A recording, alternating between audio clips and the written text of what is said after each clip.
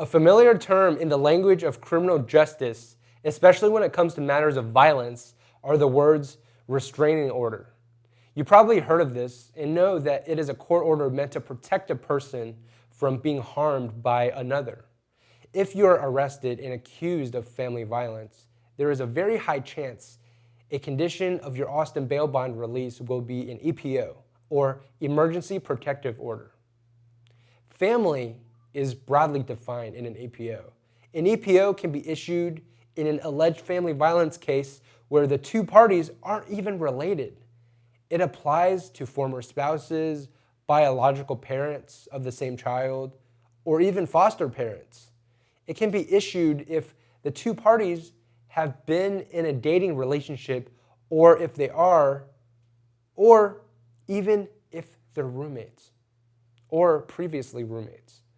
An EPO, much like a restraining order, is meant to do a few things to protect the alleged victim of an assault family violence case after an arrestee is released on an Austin bail bond.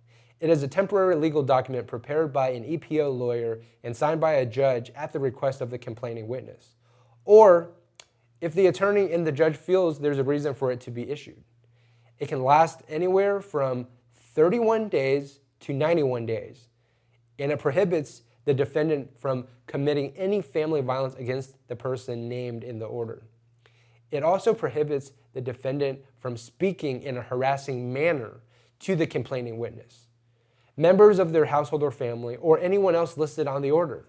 The judge can also order the defendant to have no communication with the protected parties, unless they're a lawyer.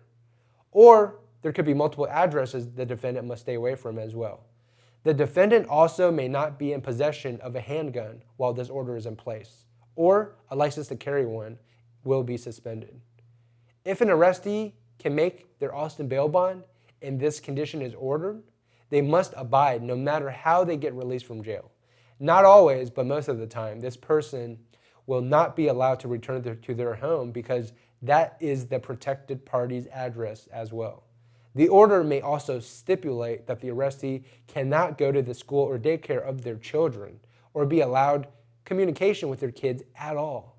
Copies of this order go to the respondent, the person who has the EPO issued against them, the complaining witness, the chief of police or sheriff where the protected party lives, the Department of Public Safety, and to the principal or person in charge of the school or daycare if involved.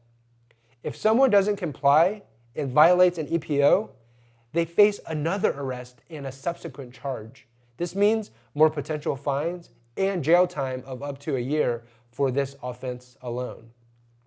Even if the complaining witness tells the respondent it's okay to come over and they go, they are still in violation of the order. This is how powerful this EPO is. Only a judge can modify this EPO at the request of an attorney, no one else. The whole situation is unfortunate, but if an EPO is ordered, it must be followed. If a judge says you can't go back to your home because of an EPO, you can't go back, not even to get your things. A police officer can't escort you there to get your things either. You need a neutral third party to help you, and you need a temporary place to live as well. Getting out of jail for free and not paying your bail bond via a personal bond will require an alternate address to be confirmed.